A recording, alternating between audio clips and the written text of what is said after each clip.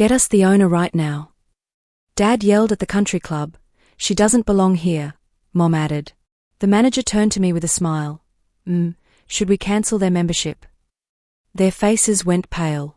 I'll never forget the sound of my father's voice that day, sharp, entitled, echoing off the marble walls of Haven Hills Country Club like a gunshot. Get us the owner right now. I was crossing the lobby with a clipboard in hand, reviewing last-minute details for our annual charity brunch.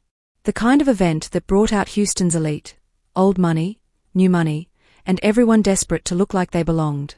My heels clicked against the polished floor as I turned toward the commotion at the front desk. That's when I saw them. Charles and Patricia Reynolds. My parents. 3 years. It had been 3 years since I'd seen their faces, heard their voices, felt the sting of their rejection. And here they were, red-faced and furious, jabbing fingers at my receptionist like she was beneath them. This woman doesn't belong here, my mother shrieked, her diamond-laden hand gesturing wildly in my direction. She looks like the help. Where is the owner? We've been members here for over 20 years. My heart hammered in my chest, but I kept my expression calm. Neutral. Professional. They didn't recognize me yet. Not in my tailored navy blazer. Not with my hair pulled back in a sleek bun. Not with the gold name badge pinned to my lapel that read, Ashley Reynolds, General Manager. Mark, my assistant manager, stood beside the reception desk with his arms crossed, barely suppressing a grin. He'd been with me since I started at Haven Hills 2 years ago. He knew my story. He knew exactly who these people were. He leaned toward me, voice low enough that only I could hear. Should I tell them who you are? I shook my head slightly, a smile tugging at the corner of my mouth. Not yet. Let's see how this plays out. My father slammed his palm on the marble counter, making the receptionist jump. Do you know who we are? I'm Charles Reynolds, attorney at Whitmore and Associates. My wife and I have been loyal members of this establishment since before you were born. I took a slow breath and stepped forward, my heels clicking deliberately with each step. The lobby fell silent. Other guests pretended to check their phones, but I could feel their eyes on us. Good afternoon, Mr. and Mrs. Reynolds, I said, my voice smooth and professional. I'm the general manager here. Is there a problem? My mother's gaze snapped to me. Her eyes widened. Her mouth fell open. Ashley, she whispered, like she'd seen a ghost. My father blinked, confusion washing over his face. What are you doing here? I smiled politely, the kind of smile I'd perfected after years in the hospitality industry, warm on the surface, steel underneath. I work here. Actually, I run this place. My father laughed, a harsh, bitter sound. You? Don't be absurd. Mark stepped forward, handing me a tablet. Would you like me to pull up the membership records? I can review the account before you make any decisions. I nodded. Yes, please do that. Then I turned back to my parents, meeting their eyes with calm confidence. It seems there's been a misunderstanding. You're upset that I don't belong here. I paused, letting the words hang in the air. But as of last year, this club belongs to me. The color drained from my mother's face. My father stared at me like I'd just spoken in a foreign language. What did you say? You heard me correctly, I replied calmly. I own Haven Hills Country Club. To understand how we got here, you'd have to go back 3 years, to the night my parents threw me out of their lives like yesterday's trash. Growing up as the only daughter of Charles and Patricia Reynolds meant living under a microscope. Every outfit, every friendship, every grade was scrutinized. My father was a prominent attorney in Houston, the kind of man who wore his reputation like armor. My mother was a socialite who lived for charity galas and country club gossip. They had my entire life planned out before I even graduated high school. I'd marry someone from a good family, work some respectable but not too demanding job, and produce grandchildren who'd carry on the Reynolds legacy. But I had other plans. When I got accepted into Cornell's hospitality management program, they laughed in my face. Hotels, my father scoffed, swirling his bourbon in the study. That's not a career, Ashley. That's what people without options do. I tried to explain. Hospitality wasn't just about making beds and taking reservations. It was leadership, business strategy, financial management. But they didn't want to hear it. Instead, they introduced me to Ethan Caldwell, the son of my father's law partner. Polite, handsome, and utterly boring. Our engagement was arranged over dinner at this very country club, without anyone bothering to ask what I wanted. I'll never forget the night I called it off. I was 23, standing in their living room with my hands shaking but my voice steady. I'm not marrying Ethan. I'm going to Cornell, and I'm building my own career. My father's face turned purple. If you walk away from this family's plans, Ashley, you walk away from this family. Period. My mother stood beside him, arms crossed, her silence somehow worse than his shouting. We've given you everything, she said coldly. And this is how you repay us. I left that night with one suitcase, my college savings, and nothing else. No car. No credit cards. No safety net. I worked 2 jobs while finishing my degree. Front desk at a budget motel during the day, restaurant hostess at night. I slept on friends' couches. Ate ramen for months. But I graduated with honors and a job offer from a luxury resort in Austin. From there, I climbed. Receptionist to concierge. Concierge to event coordinator. Event coordinator to assistant manager. Every step was earned through late nights, early mornings, and proving myself over and over again. At 26, I became the youngest assistant general manager at the Riverside Luxury Resort. At 28, I was headhunted by Mr. Hamilton, the aging owner of Haven Hills Country Club. He was looking for someone to modernize the place, bring in younger members, turn it from a stuffy old establishment into something fresh and profitable. I did exactly that. And when he decided to retire last year, he offered me something I never thought possible, a chance to buy in through a partnership program he'd structured specifically for key employees. I took out loans. I leveraged every connection I'd built. I bet everything on myself. And I won. You're lying, my father said flatly, shaking his head. There's no way you could afford to buy this place. I gestured to Mark, who tapped the tablet and turned it toward my parents. On the screen was the official ownership documentation, complete with my signature and the state seal. Haven Hills Country Club, Mark read aloud, is owned and operated by Reynolds Hospitality Group, LLC. Primary shareholder, Ashley Marie Reynolds. Controlling interest, 65%. My mother gripped the edge of the reception desk, her knuckles white. How did you? Hard work, I said simply. Something you never thought I was capable of. I could see the calculations running behind my father's eyes. He was a lawyer. He understood contracts, ownership structures, corporate hierarchies. And he was realizing, in real time, that I wasn't bluffing. Mr. Hamilton sold you the club? He asked, his voice strained. He offered me a partnership first, I explained. I spent 2 years turning this place around, increased membership by 40%, modernized the facilities, brought in corporate events and weddings. When he was ready to retire, he gave me the first option to buy. My mother let out a sharp laugh, but there was no humor in it. So you've been here this whole time? Running the club we've been members of? For 2 years, I confirmed. You just never bothered to look closely at the staff. Never noticed my name on the management roster.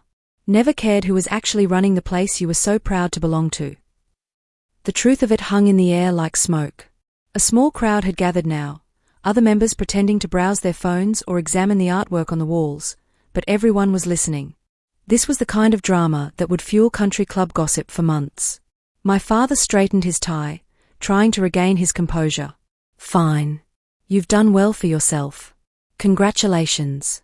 But that doesn't give you the right to disrespect your parents in public. Disrespect? I raised an eyebrow. You just spent the last 5 minutes screaming at my staff, demanding to see the owner, claiming I don't belong here. And now you want to talk about respect. My mother's face flushed. We didn't know it was you. Would it have mattered? I interrupted. If I was just some random employee, would that make your behavior acceptable? She opened her mouth, then closed it again. I turned to Mark. Pull up their membership file, please. He swiped through the tablet and handed it to me. I scanned the account history, 22 years of membership, always paid on time. They'd hosted engagement parties here, business dinners, anniversary celebrations. This club had been central to their social identity. Your membership is up for renewal next month, I said, looking up from the screen. Given today's incident, I think we need to have a serious conversation about whether Haven Hills is still the right fit for you. My father's eyes widened. You can't be serious. I'm completely serious, I replied. We have a zero-tolerance policy for members who mistreat our staff. It's in the updated Code of Conduct that went into effect last year. You would have received a copy in the mail. My mother's voice rose an octave. Ashley, you're being ridiculous. Am I? I asked, my voice calm but firm. Because from where I'm standing, you came into my establishment, verbally abused my employee, demanded to see the owner because you assumed I was the help, and now you're acting like I'm the one being unreasonable. My father took a step forward, his lawyer instincts kicking in. Let's discuss this privately. There's no need to make a scene. You made the scene, Dad, I said quietly. I'm just managing the consequences. I could see him struggling, caught between his pride and the very real possibility that he was about to lose something important to him. The country club wasn't just a place to play golf or have Sunday brunch. It was status. It was connections. It was proof that the Reynolds family belonged to Houston's elite. My mother tried a different approach, her voice softening. Ashley, honey, we were just surprised to see you. We had no idea you were working here. Owning here, I corrected. There's a difference. She flinched. Of course. Owning here. We are proud of you, really. We just. You're proud now, I said. Now that it's impressive. Now that it's something you can brag about at your dinner parties. But 3 years ago, when I told you I wanted to work in hospitality, you called it embarrassing. You said I had no ambition. The words came out harder than I intended, but I didn't take them back. Mark shifted uncomfortably beside me, and I could feel the weight of the watching crowd. This wasn't just about my parents anymore. It was about setting a precedent, showing every employee here that they deserved respect, regardless of who was disrespecting them. I looked down at the tablet again, at the membership file with my parents' names at the top. 22 years of history. Birthday celebrations. Holiday parties. The anniversary dinner where my father had announced my engagement to Ethan. My finger hovered over the suspend membership button. Ashley, please, my mother whispered. Don't do this. I met her eyes, the same blue eyes I saw in the mirror every morning. For a moment, I saw something I'd never seen before, fear. Not of losing the club membership, but of losing me. Again. But then I remembered the night they kicked me out. The way my mother had turned her back as I packed my suitcase. The way my father had said, "You're making the biggest mistake of your life." I remembered sleeping on friends' couches. Working double shifts. Skipping meals to save money. I remembered building myself back up from nothing, with no help from them. Mark, I said quietly, please suspend Mr. and Mrs. Reynolds' membership, effective immediately. My mother gasped. My father's face went from red to pale in seconds. Ashley, he started. The suspension will remain in place pending a formal review, I continued, my voice steady. You'll receive official notification in writing within 48 hours. If you'd like to appeal the decision, you can submit a request through our Member Services Department. I handed the tablet back to Mark, who quickly processed the suspension. Within seconds, my parents' membership cards would be deactivated. The gates wouldn't open for their car. Their names wouldn't appear on the reservation system. They were officially outsiders now. My father found his voice first, and it came out as a low growl. You're going to regret this, Ashley. Is that a threat? I asked calmly. He seemed to realize how it sounded and took a step back. It's a warning. You think you can humiliate us like this? We have friends on the board of directors. The board that I was elected to last spring. I interrupted. The board that voted unanimously to approve the new code of conduct? That board. Mark pulled up another screen on the tablet and showed it to my father. The current board members are listed here, sir. Would you like their contact information? I'm sure they'd be interested to hear about today's incident. My father's jaw clenched. He knew he was outmaneuvered. My mother grabbed his arm. Charles, let's just go. We'll handle this through our attorney. Your attorney? I almost laughed. You're going to sue me for enforcing club policy after you publicly berated staff members? Good luck with that. The crowd around us had grown larger now. I spotted Claire Sutton, president of the Houston Junior League, watching with wide eyes. Next to her was Benjamin Crawford, who owned half the real estate in River Oaks. These were my parents' peers, the people whose opinions they'd always cared about so desperately. And now, those people had just watched Charles and Patricia Reynolds get thrown out of their own country club by their daughter. The daughter they disowned for being unambitious. My mother's voice trembled. You've changed, Ashley. You used to be kind. You used to be. I used to be whatever you wanted me to be, I said. I'm done with that now. I turned to the receptionist, a young woman named Kimberly who'd been on the receiving end of my parents' verbal assault. Kim, are you all right? She nodded, but I could see her hands shaking slightly. Yes, I'm fine. Take 15 minutes, I said gently. Get some air, get some water. And thank you for handling that with such professionalism. She gave me a grateful smile and slipped away toward the staff break room. My father watched the exchange with something unreadable in his eyes. You really care about these people, don't you? They're not these people, Dad. They're my team. They work hard, they show up every day, and they deserve to be treated with dignity. Even by members who think their money makes them superior. The words hit their mark. My father had built his entire career on making other people feel small. It was his specialty in the courtroom, his default in conversations. He'd done it to me for 26 years. But I wasn't that girl anymore. Mark cleared his throat. Your 3:00 meeting starts in 15 minutes. I nodded, grateful for the exit. I turned back to my parents one last time. You should leave now. Security will escort you out if necessary, but I'd prefer to avoid that. My mother's eyes glistened with tears, whether from anger or sadness, I couldn't tell. My father just stared at me like he was seeing me for the first time. This isn't over, he said quietly. Yes, I replied. It is. 2 hours later, I sat alone in my office overlooking the 18th hole. The charity brunch had gone off without a hitch. Guests arrived, champagne flowed, checks were written for the Children's Hospital Fund. No one mentioned the scene in the lobby, at least not to my face. But I knew it would be all over Houston by tomorrow morning. My phone buzzed constantly with texts from board members, staff, even a few concerned members who'd witnessed the confrontation. I ignored them all and stared out at the perfectly manicured golf course, watching the sun dip lower in the Texas sky. My hands trembled slightly as I poured myself a glass of water from the pitcher on my desk. Not from regret. I didn't regret what I'd done. But from the sheer weight of finally standing up to them. For 3 years, I'd carried their rejection like a stone in my chest. Every success felt hollow because I couldn't share it with them. Every milestone was bittersweet because I knew they wouldn't care. I'd built an entire career, bought a business, became someone I was proud of, and they had no idea. Until today. Part of me had fantasized about this moment. The big reveal. The look on their faces when they realized I'd succeeded despite them.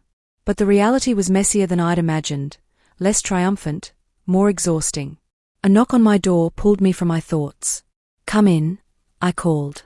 Mark entered with 2 coffee cups and set one on my desk. Thought you might need this. Thank you, I said, wrapping my hands around the warm ceramic. He settled into the chair across from me. That was intense. Yeah, I agreed. It was. You okay? I considered the question. Was I okay? I'd just publicly suspended my parents' club membership, essentially ending whatever fragile possibility of reconciliation might have existed. I'd humiliated them in front of their peers and proven every terrible thing they'd ever said about me wrong. Was I okay? I think so, I said finally. It needed to happen. Mark nodded. For what it's worth, every staff member is behind you 100%. Kim told me what your parents said to her before you arrived. It was worse than what you heard. My chest tightened. What did they say? Your father called her the kind of person who brings down property values. Your mother said she looked like she'd wandered in from a bus stop. Anger flared hot in my stomach. Kim was a 24-year-old graduate student working her way through her master's degree in business administration. She was smart, hardworking, and professional. She deserved none of that. Then I made the right call, I said firmly. Without question, Mark agreed. He sipped his coffee. You know this is going to blow up, right? The gossip mill is already spinning. Let it spin, I said. I'm done hiding from them. I'm done pretending their opinion matters more than my integrity. Mark smiled. Good. Because Claire Sutton wants to book the club for her daughter's wedding next spring. She said, and I quote, "Any woman who runs her business with that much backbone is someone I want to work with." Despite everything, I laughed. At least there's that. A week later, I found a cream-colored envelope in my mailbox at home. No return address, just my mother's distinctive cursive handwriting spelling out my name. I stared at it for a long moment before opening it. Inside was a single card, expensive stationery, the kind my mother always used for important correspondence. The message was brief. Ashley, we didn't realize how far you'd come. We were wrong about many things. Perhaps one day you'll allow us to see the club again, not as members, but as your parents. We'd like to try again, if you're willing. Patricia. I read it 3 times, searching for the catch. The manipulation. The conditional apology that wasn't really an apology at all. But it wasn't there. The note was simple, humble even. My mother had never been good at humble. I set it on my kitchen counter and made myself dinner, pasta with marinara sauce, a simple meal I'd perfected during those lean years after leaving home. As I ate, I thought about forgiveness, about second chances, about whether people could really change. My phone rang. It was an unknown number, but something made me answer. Hello? Ashley. My father's voice was quiet, almost uncertain. Your mother told me she sent you a note. She did, I confirmed, setting down my fork. I'm calling to say she's right. We were wrong. He paused, and I heard him take a shaky breath. I spent 26 years trying to control your life, trying to make you into what I thought you should be. And you became something better than I ever imagined, despite me, not because of me. I closed my eyes, unexpected tears burning behind my eyelids. I'm not asking you to forgive us, he continued. I'm not even asking you to let us back into the club. I just wanted you to know that I see you now. Really see you. And I'm proud of what you've built. The words I'd waited years to hear suddenly felt complicated. Not enough, but something. I need time, I said finally. What you both did, 3 years ago and last week, that doesn't just disappear. I understand, my father said. Take all the time you need. We'll be here. After we hung up, I walked to my home office and pulled out the note again. I tucked it into a drawer, not quite ready to throw it away, but not ready to frame it either. Maybe one day I'd restore their membership. Maybe we'd sit down for coffee and try to rebuild something from the ashes of what we'd lost. Maybe they'd genuinely change. But for now, I was content with where things stood. I'd built a life on my own terms. I'd earned respect, not because of my last name, but because of my work, my integrity, my refusal to compromise who I was for anyone's approval. The girl my parents threw out for being unambitious now owned one of Houston's most prestigious country clubs. She had a team that respected her, a business that thrived, a future she'd built brick by brick. And most importantly, she belonged to herself. That was enough. For now, that was more than enough.